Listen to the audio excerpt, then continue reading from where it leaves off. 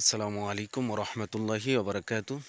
প্রিয় বন্ধুগণ, এখন কিন্তু পুরা কুয়াশাচ্ছন্ন একটি সকাল। এই সকালবেলা আমি যেই জায়গায় দাঁড়িয়ে আছি, এই জায়গার আশপাশে কোনো বাড়িঘর নেই, অনেক দূরে বাড়িঘর এবং চতুর্দিকে কুয়াশা ঘেরা, কোনো লোকজনও নেই।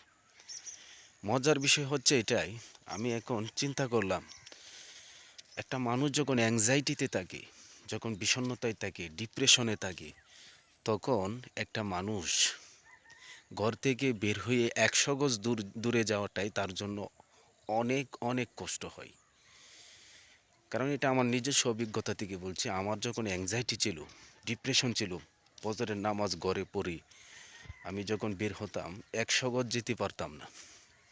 সারাদিন আমি ঘরে শুয়ে থাকতাম, কারণ বাহিরে বের হলেই মনে হতো একটা কিছু হয়ে যাবে। এরকম এরকম একটা চিন্তা ভাবনা, মানে কাল্পনিক যে চিন্তাগুলা, যে ভীতি, ভয়, আতঙ্ক, এটার মনের মধ্যে অটোমেটিকলি চলে আসে। যখন প্যানিক হতো আমার যখন প্যানিক হতো, তখন এখন তো আমি যে সকালে দাঁড়িয়ে একা একই আপনাদের সামনে কথা বলতেছি, চতুর্দিকে কোনো বাড়িঘর নেই, কুয়াশা, কোনো লোকজনও নেই, কিন্তু আমার ভয়ও নেই। এই জন্য আমরা যখন ভয়ভীতি, এই সমস্ত অ্যাংজাইটি, ডিপ্রেশনে থাকি, তখন আমরা মনে করি যে এটার কোনো চিকিৎসা নেই, এটার কোনো চিকিৎসা নেই, এইভাবেই চলতে হবে, এইটাকে নিয়ে এই বাঁচতে হবে। না, আপনি এখনকার সময়ে এটার পরিপূর্ণ চিকিৎসা আছে এবং এটার সমাধান আছে। আপনি এই বিষয় থেকে বেরিয়ে আসতে পারবেন। অ্যাংজাইটি, ডিপ্রেশনে কষ্ট করছেন, প্যানিক হয়, ভয় পান, রাতের বেলায় চলতে গেলে হট করে একটা দুঃসংবাদ শোনার পরে প্যানিক হয়ে যাওয়া, আতঙ্কিত হয়ে যাওয়া, প্যানিক অ্যাটাক হয়ে যাওয়া, এই সমস্যাগুলো আপনার হবে না। কারণ এখন এটার সঠিক চিকিৎসা আছে। কারণ আমি আমার নিজস্ব চিন্তাগুলো করি। আমি একটা সময় ১০০ গজ দূরে যেতে পারতাম না ঘর থেকে বাথরুম পর্যন্ত যেতে আমার কষ্ট হতো।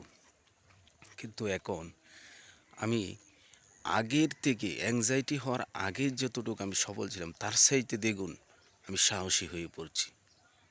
কারণ একটাই, নিজের আত্মবিশ্বাসকে সাহসী করতে হবে এবং নিজেকে ধৈর্যশীল বানাতে হবে এবং একটা ভালো ডাক্তারের ট্রিটমেন্ট নিয়ে আপনার চিকিৎসা করতে হবে।